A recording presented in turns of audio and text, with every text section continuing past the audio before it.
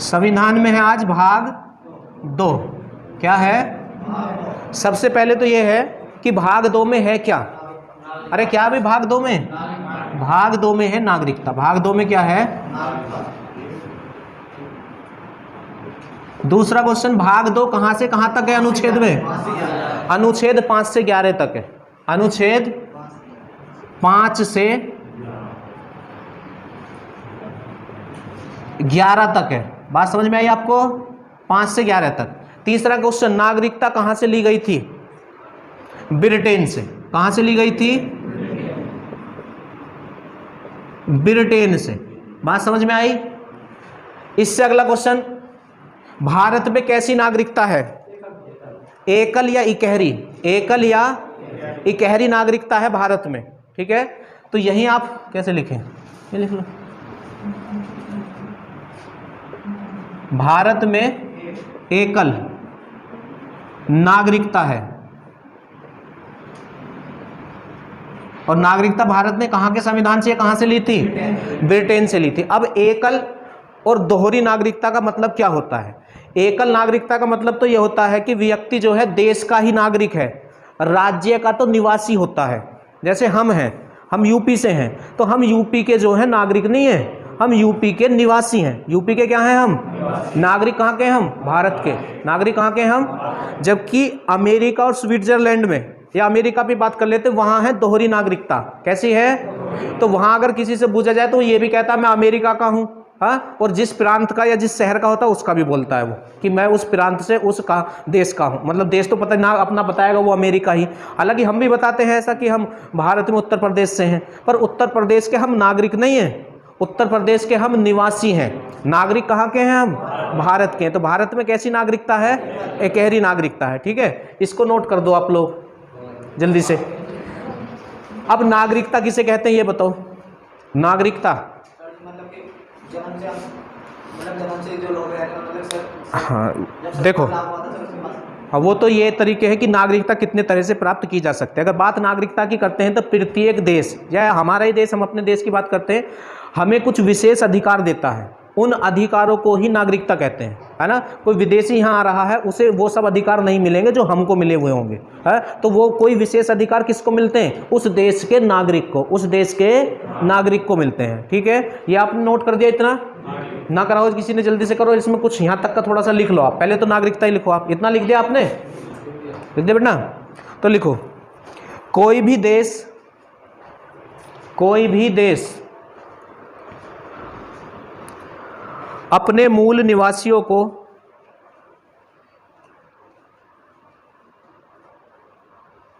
कुछ विशेष अधिकार देता है। अपने मूल निवासियों को कुछ विशेष अधिकार देता है।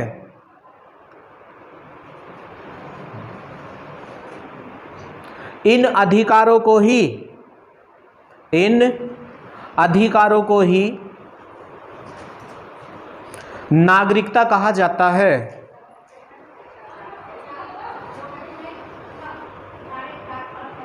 लिख दिया? नागरिकता कहा, नई लाइन से लिखेंगे, नया पॉइंट बना के, स्टार बना के लिखो। भारत में एकल या इकहरी, जो तुम लिखना चाहो, एकल नागरिकता है।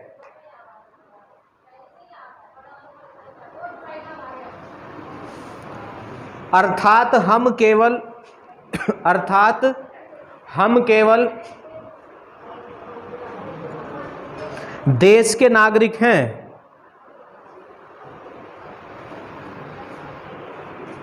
देश के नागरिक हैं, राज्य के तो निवासी हैं। राज्य के तो क्या हैं? निवासी हैं।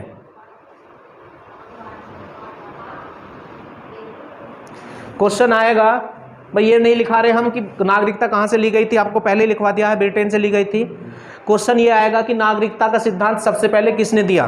तो अरस्तु ने दिया था। किसने दिया था? तो नेक्स्ट पॉइंट लिखो आप, नागरिकता संबंधी पहला सिद्धांत अरस्तु ने दिया था। नागरिकता संबंधी पहला सिद्धांत अरस्तु ने दिया था।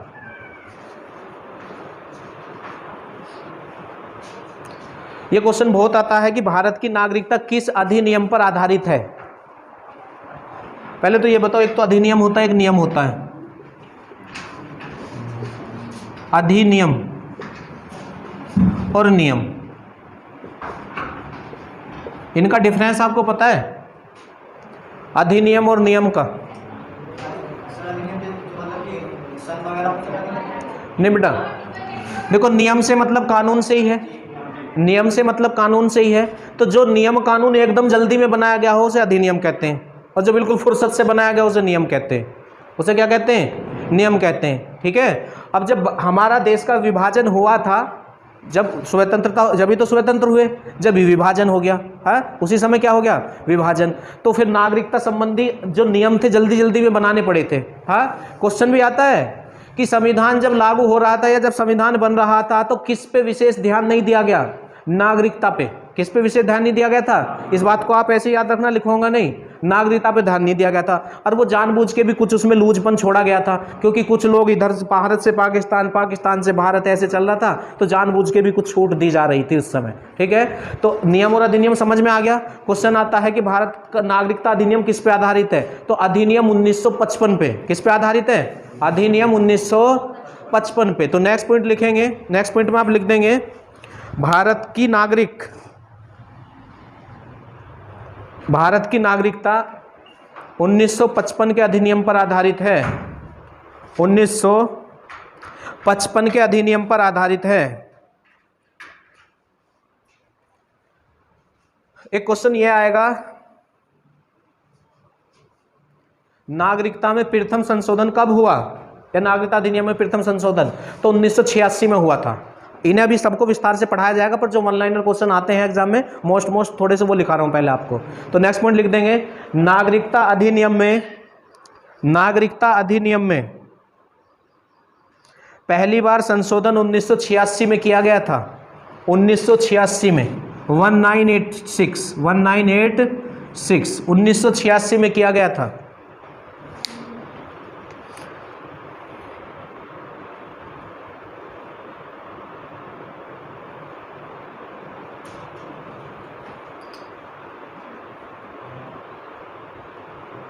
ठीक है।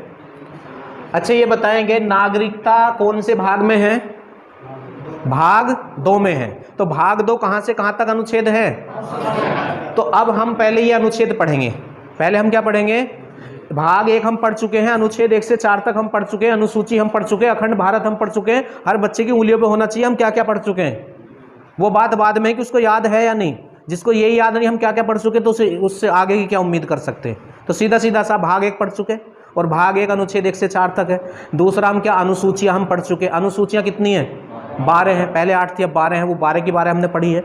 उससे आगे हम अखंड भारत के बारे में थोड़ा सा पढ़ चुके हैं, और अब हम भाग 2 पढ़ रहे हैं। हाँ, तो भाग 2 कहाँ से कहाँ तक है? अनुच्छेद 5 से 11 तक। तो अनुच्छेद 5 पे आ जाओ आप। अनुच्छेद 5 लिख लो सबसे पहले।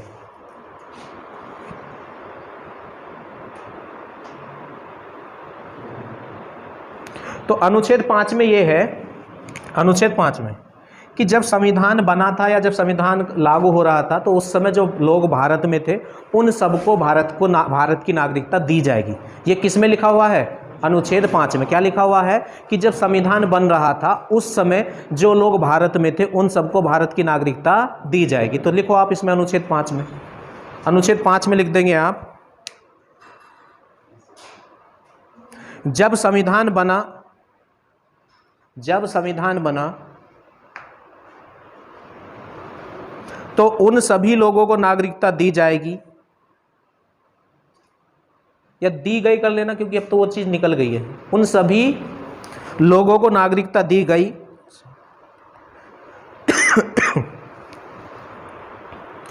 जो उस समय भारत के अंदर थे, जो उस समय भारत के अंदर थे।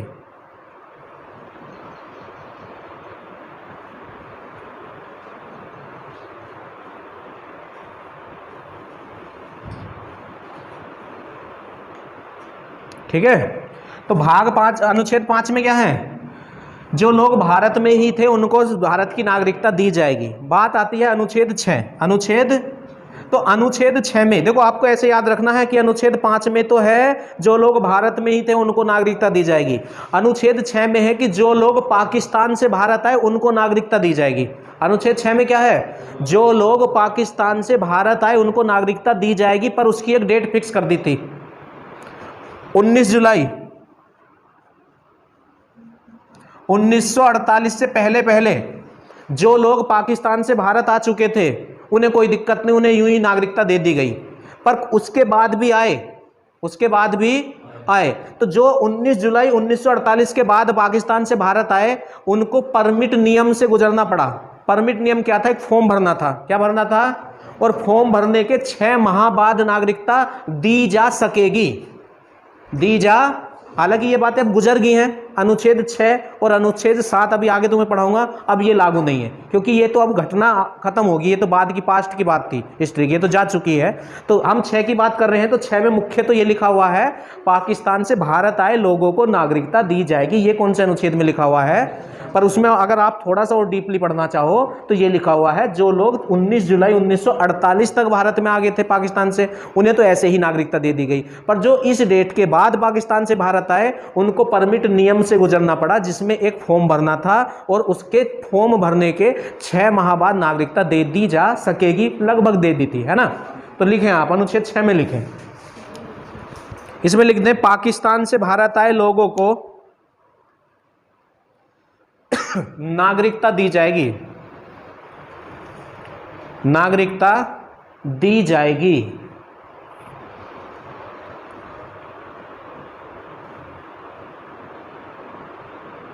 यदि वे 19 जुलाई 1948 तक 19 जुलाई 1948 तक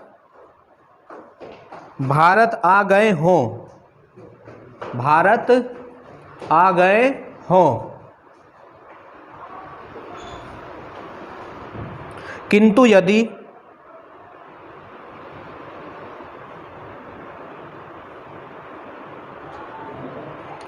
इसके बाद आए, किंतु यदि इसके बाद आए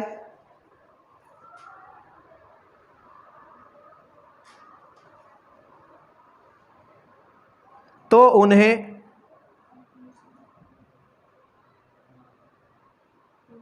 नागरिकता दी जाएगी, परंतु परमिट नियम से गुजरना होगा।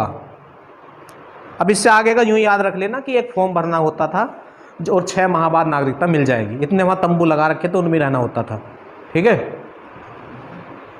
अगर 19 जुलाई 1948 से बाद में आएंगे तो क्या भरना पड़ेगा? फॉर्म भरना पड़ेगा, ठीक है। अब तुम्हें बस मेन बात ये याद रखनी है, अनुच्छेद 5 में क्या है? भारत में रहने वालों को नागरिकता दी जाएगी। 6 में पाकिस्तान से आए जो लोग भारत में उन्हें नागरिकता दी जाएगी। आगे की बात तुम्हें बता दी है, ठीक है। अच्छा, 7 में क्या था? 7 में क्या था? जब भारत का जो है बंटवारा हुआ था, स्वतंत्रता होने के, जब स्वतंत्र हो गए थे उसके बाद बंटवारा हुआ, तो कुछ लोग भारत से पाकिस्तान चले गए थे। भारत से कहाँ चले गए थे? पाकिस्तान चले गए। तो बहकाए में आगे होंगे, वो चले गए, वहाँ जाके उन्होंने जो हालात देखे उन्होंने सोची गलती कर दी। क्या कर दी? गलती कर दी। उन्होंने कहा अभी देर नहीं हुई है, वो वापस भाग गए। वो क्या आ गए? वापस। तो अनुच्छेद 7 में यही लिखा हुआ है कि जो लोग भारत से पाकिस्तान चले गए थे और फिर वापस आए उनको नागरिकता दी जाएगी। कौन से अनुच्छेद में लिखा हुआ है? 7 में। 5 में जो भारत में ही थे, 6 में जो पाकिस्तान से भारत, 7 में जो भारतीय ही थे पर पाकिस्तान चले गए और फिर वापस आए उनको नागरिकता दी जाएगी। ये किस में लिखा हुआ है? अनुच्छेद 7 में। लिखो 7 में लिख दो। स्वतंत्रता के बाद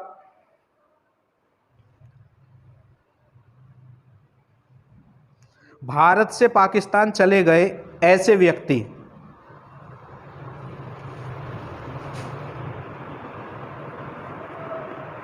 जो संविधान बनने से पहले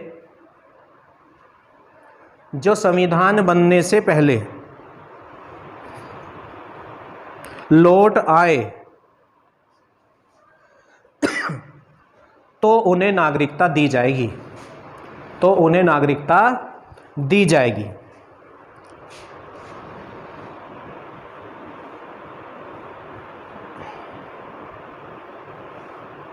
ठीक है, लिख लिया।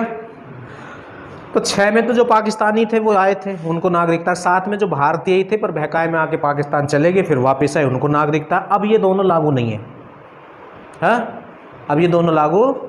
कभी वो यूँ कहते जी 1948 के बाद तुमने ये कहा था कि परमिट नियम से गुजरना होगा, लाओ फॉर्म कहाँ है, उसे भर देते हैं हम, 6 महीने तंबुओं में रह लेंगे, फिर नागरिकता दे देना। अब नहीं है, ठीक है।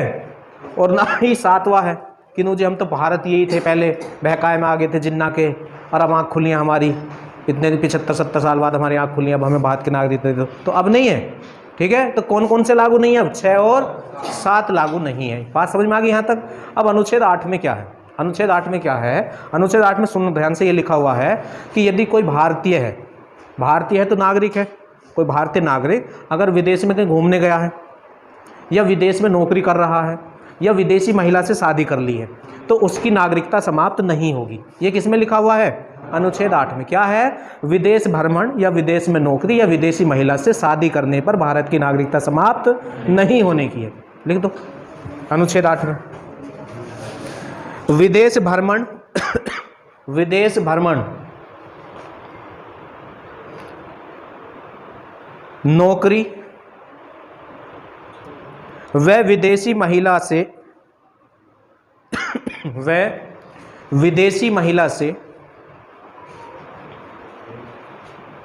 विवाह करने पर, विदेशी महिला से विवाह करने पर भारत की नागरिकता समाप्त नहीं होगी। भारत की नागरिकता समाप्त नहीं होगी।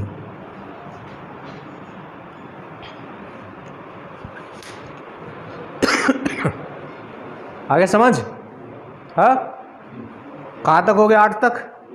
9 में क्या है? 9 में है, ध्यान से सुनो।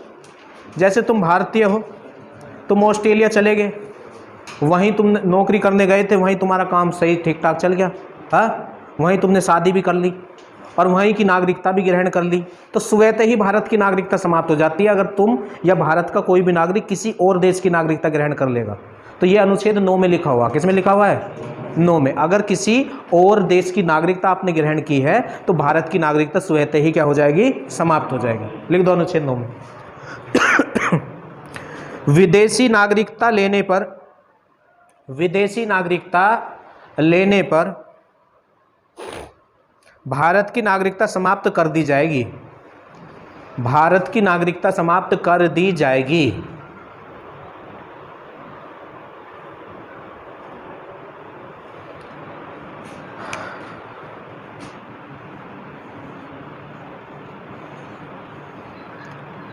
हो गया 9? देखो 10 में क्या है? अनुच्छेद 10 में, अनुच्छेद 10 में ये लिखा हुआ है कि भारत की नागरिकता आपकी तब तक बनी रहेगी जब तक आप कोई देश विरोधी कार्य ना करो। ये किस में लिखा हुआ है? 10 में। तो लिख दो अनुच्छेद 10 में। अनुच्छेद 10 में लिखेंगे आप, भारत की नागरिकता, भारतीयों की नागरिकता, ऐसे लिख लो यार, भारतीयों की नागरिकता बनी रहेगी जब तक वे कोई देश विरोधी कार्य नहीं करते हैं, कोई देश विरोधी कार्य नहीं करते हैं।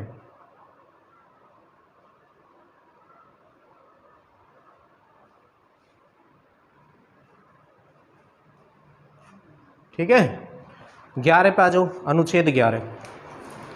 तो अनुच्छेद 11 में क्या है? अनुच्छेद 11 में ये है कि नागरिकता संबंधी कानून बनाने का अधिकार संसद को है। किसको है?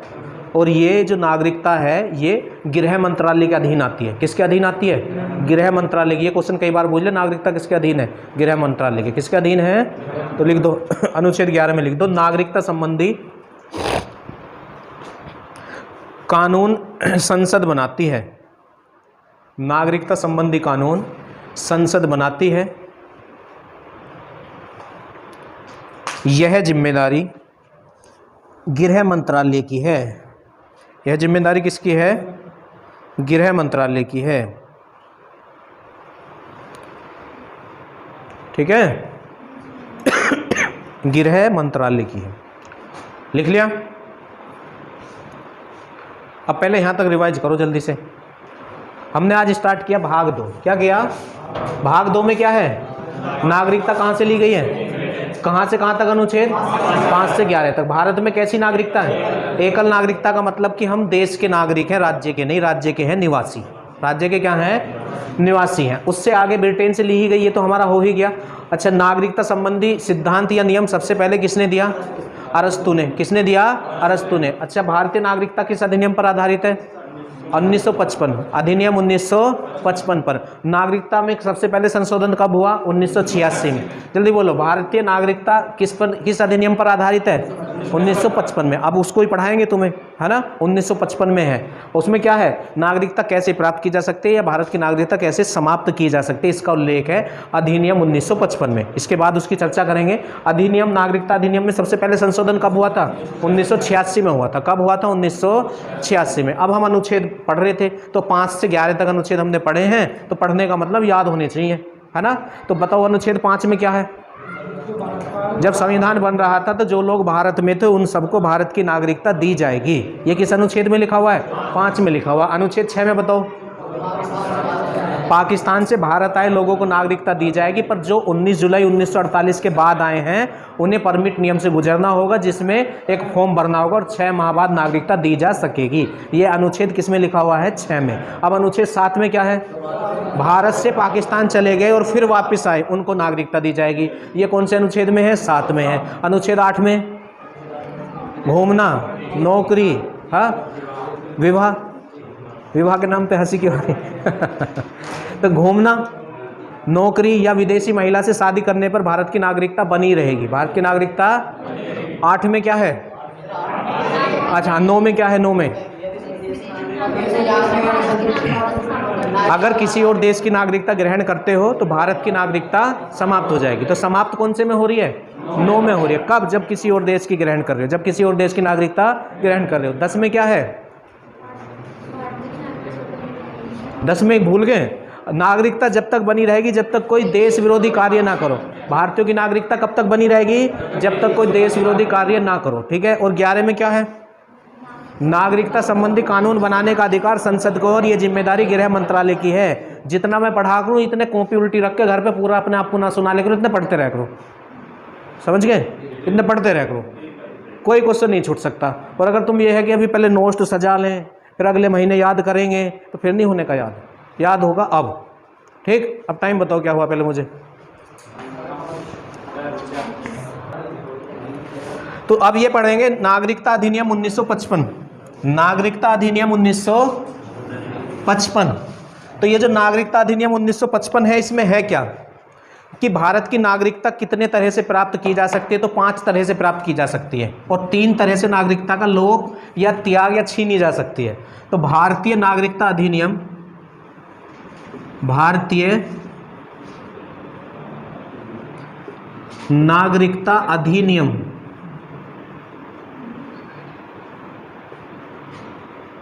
1955, हाँ।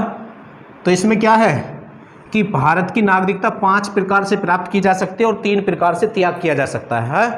तो लिख लो थोड़ा सा, इसमें आप लिखें इस अधिनियम में नागरिकता प्राप्त करने की 5 विधियां, नागरिकता प्राप्त करने की 5 विधियां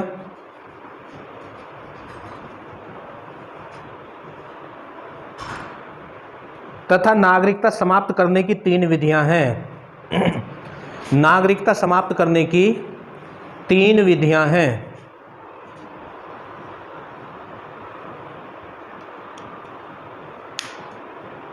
हाँ, तो सबसे पहले हम पढ़ेंगे अब भारत की नागरिकता प्राप्त करने की 5 विधियां। हेडिंग डाल लो आप, भारत की नागरिकता प्राप्त करने की 5 विधियां। 5 विधियां।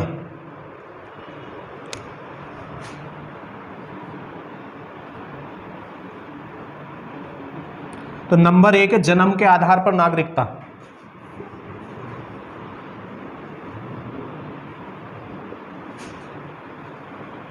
जन्म के आधार पर नागरिकता,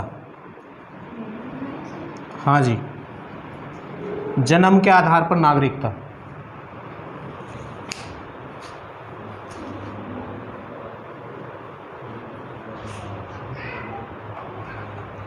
देखो भाई, वो चीज़ें तो आपको पहले ही बता दिए हैं कि 1900 मतलब जब तक संविधान बन रहा था, अगर कोई भारत में जन्म लिया तो उसको भारत की नागरिकता दी जाएगी। अब ये बाद में ये रूल बनाए थे अधिनियम 1955 में। क्या बनाया था कि जब संविधान लागू हुआ था, कब लागू हुआ था? 26 जनवरी 1950 को। उसके बाद अगर किसी ने भारत में जन्म लिया है तो उसे भारत की नागरिकता दी जाएगी। हाँ, उसको भारत की नागरिकता दी जाएगी। पर जैसे कोई नियम बना रहे, मतलब किसी भी विषय में, नागरिकता को छोड़ दो आप थोड़ी देर के लिए, किसी भी विषय में अगर कोई नियम बनाया जा रहा है तो उसका काट पहले ढूंढ ली जाती है, उसकी काट पहले ढूंढ ली जाती है। हाँ, तो जब ये नियम बनाया कि 26 जनवरी 1950 के बाद अगर किसी ने भारत में जन्म लिया है तो वो भारतीय नागरिक होगा, बना दिया, ध्यान नहीं दिया इस बात पे कुछ भी कि इसका कुछ दुरुपयोग भी हो सकता है। अब दुरुपयोग कैसे होने लगा?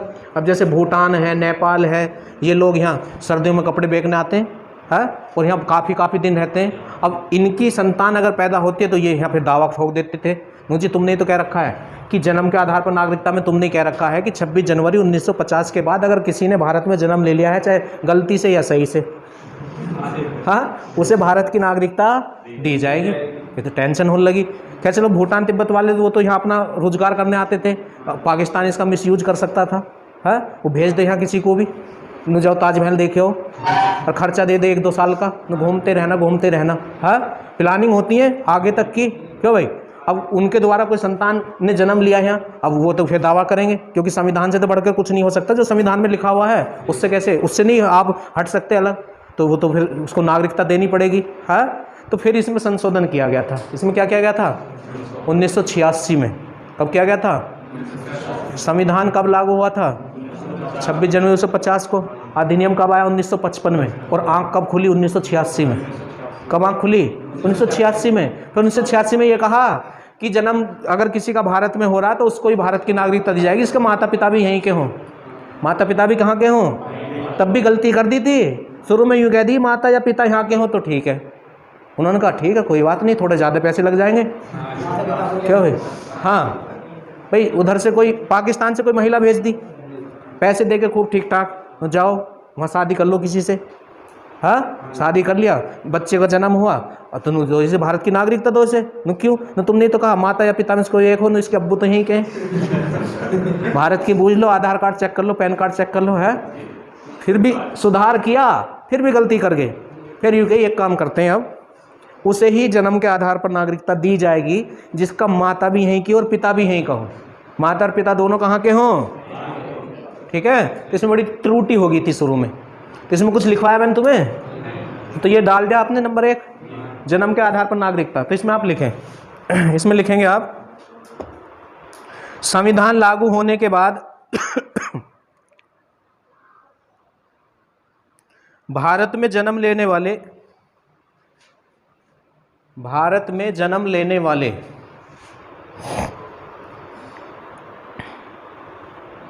सभी बच्चों को नागरिकता दी जाएगी।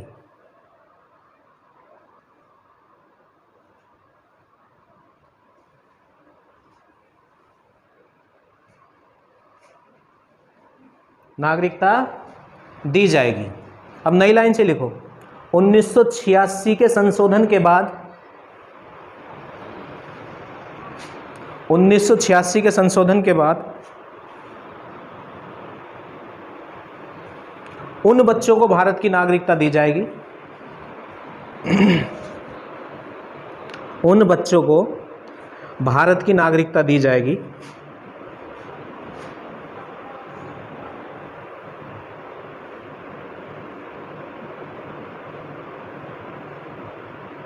जिनके माता पिता भी भारतीय हों। जिनके माता पिता भी कौन हों? भारतीय हों, ठीक है।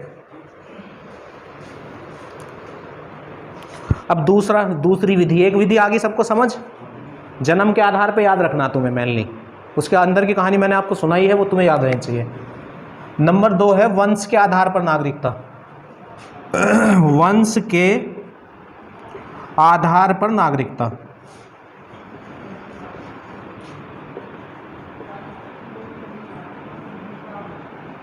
वंश के आधार पर नागरिकता। नंबर 2,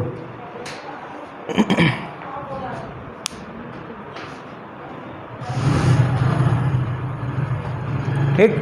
अब देखो इस पे क्या था, जैसे कोई है भारतीय था, वो विदेश में जाके रहने लग गया, हाँ, मतलब दोनों यहीं से थे, मेल और फीमेल, और वो विदेश में रहने लग गए जाके, उनके बच्चे हुए, हाँ, तो उनके बच्चों के भी बच्चे हुए, तो फिर पीढ़ी दर उन्हें भारत की नागरिकता चल रही थी जब शुरू में।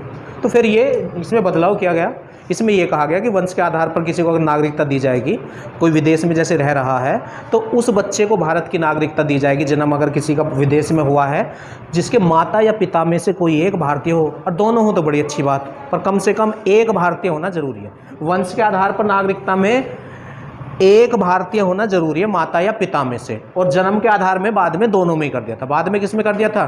दोनों में। तो इसमें भी ये बाद में संशोधन किया गया था, ठीक है। तो इसमें लिखेंगे आप, इसमें ईयर और लिख लो, 1992 में कर दिया था ये संशोधन, यहाँ ब्रैकेट में लिख लेना 1992 में। 1992 में ये कह दिया कि माता या पिता में से कोई एक भारतीय होना चाहिए। अब जैसे सानिया मिर्जा, उसने शादी किससे की है?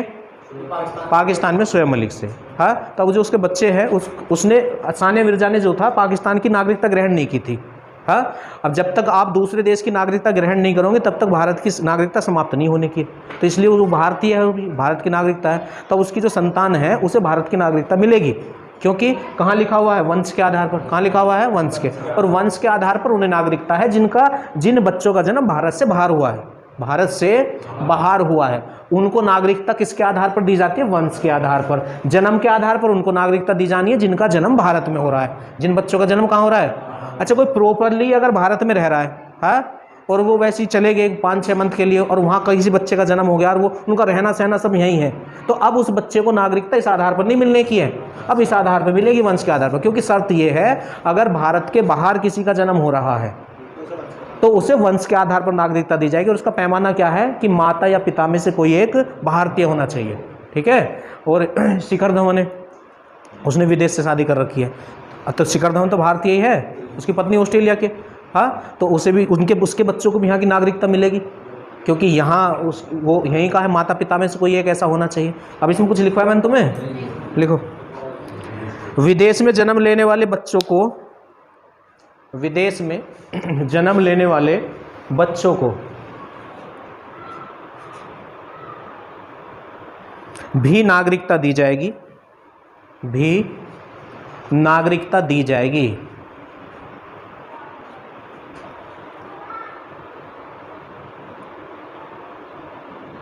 यदि उसके माता पिता में से कोई एक भारतीय है, और दोनों हो तो कोई दिक्कत नहीं है, माता पिता में से कोई एक भारतीय हो। अब लिखना चाहो तो लिख सकते हो, जैसे सानिया मिर्जा या शिखर धवन के बच्चे, और याद रखो तो याद रख सकते हो, हाँ हाँ, ठीक है, हाँ हाँ, वो भी प्रियंका चोपड़ा भी। चलो अब तीसरे पे आ जाओ, पंजीकरण। पंजीकरण के आधार पर नागरिकता।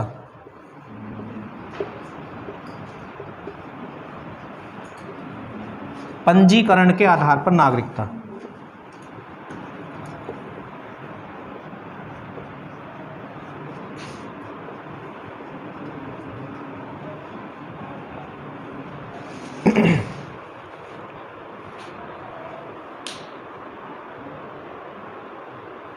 लिख लिया।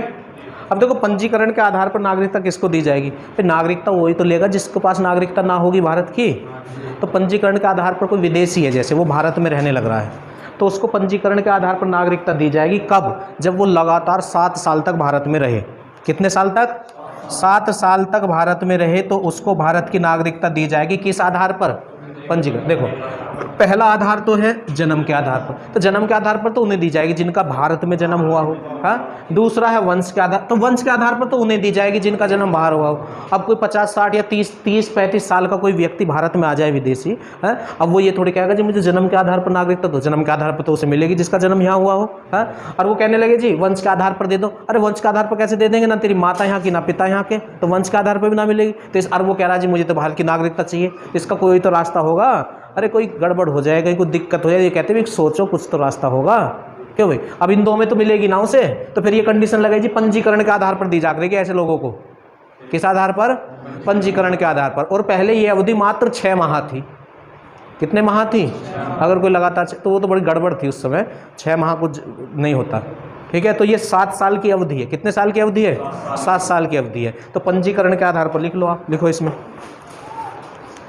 इस विधि द्वारा नागरिकता प्राप्त करने के लिए, इस विधि द्वारा नागरिकता प्राप्त करने के लिए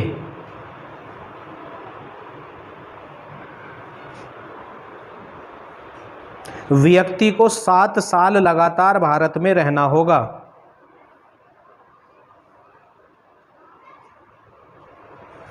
व्यक्ति को 7 साल लगातार भारत में रहना होगा। अरे ये कन्फ्यूजन तो तुम्हारे माइंड में ना आ रहा कि किसको जन्म के आधार पर मिलेगी, किसको वंश के आधार पर, किसको पंजीकरण के आधार पर। क्लियर है ना सब? हाँ, ये लिख दिया, पहले ये अवधि 6 माह थी। हाँ, क्या लिखा? लगातार भारत में रहना होगा। और ये लिख दो, यह अवधि पहले 6 माह थी। यह अवधि पहले कितने माह थी? 6 माह थी। ठीक है, अब नंबर 4 आ जाएगा देशीकरण के आधार पर। नंबर 4,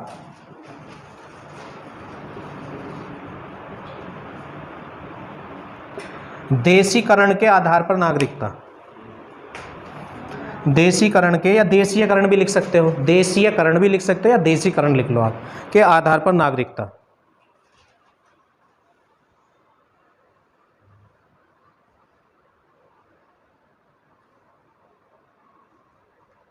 लिखा?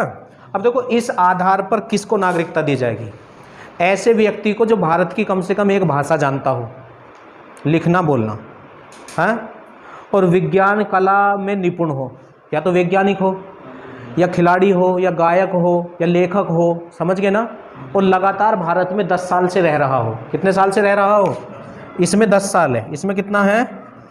10 साल। और पंजीकरण में कितना है? 7 साल। ये पहले कितना था? 6 माह।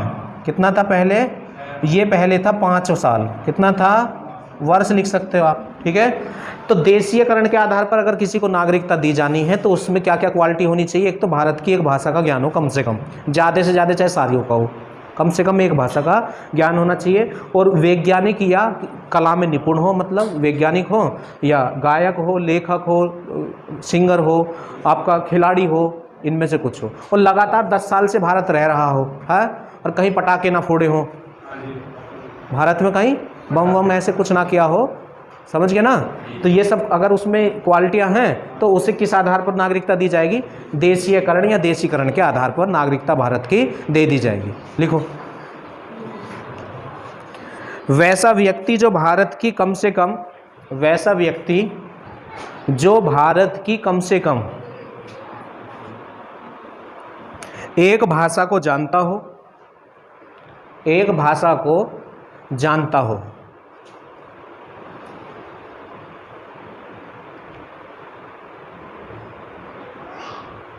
भारत के प्रति सकारात्मक सोच रखता हो,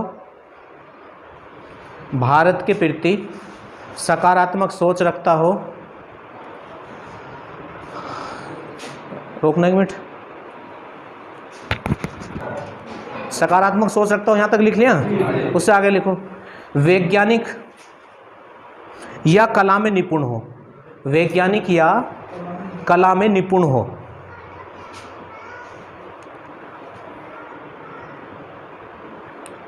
साथ ही साथ लगातार 10 वर्षों से भारत में रह रहा हो, 10 वर्षों से भारत में रह रहा हो। पहले यह अवधि 5 वर्ष थी, पहले यह अवधि 5 वर्ष थी। कितने वर्ष थी? 5 वर्ष। ठीक है, तो ऐसे पर्सन को या ऐसे व्यक्ति को भारत की नागरिकता किसके आधार पर दी जाएगी? देशीयकरण के आधार पर। तो कितने तरह से भारत की नागरिकता? 5 तरह से। तो एक और बच गया, भूमि अर्जन के आधार पर, जैसे सिक्किम। हाँ, तो नंबर 5 में आप आ जाएंगे। नंबर 5 इसमें है अर्जित भूमि के आधार पर। नंबर 5 में है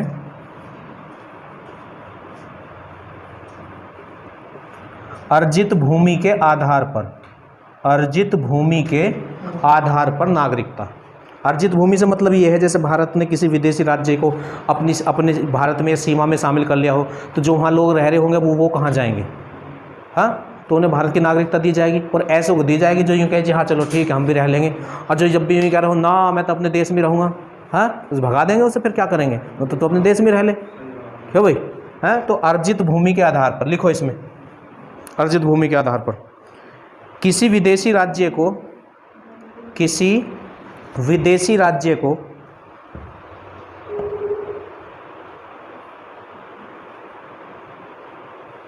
भारत में मिला लेने पर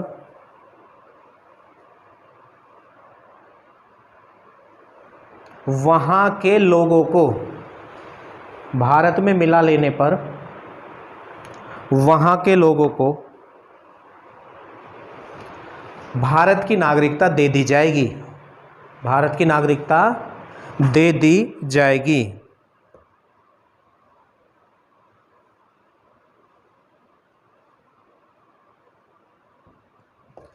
अब ऐसे याद रखना जैसे सिक्किम के लोगों को दी गई थी, सिक्किम पहले भारत का हिस्सा नहीं था, है ना, बाद में मिलाया गया था ना सिक्किम को, तो मैंने आपको इसकी हिस्ट्री मैंने आपको पढ़ाई होगी इसकी, ठीक है।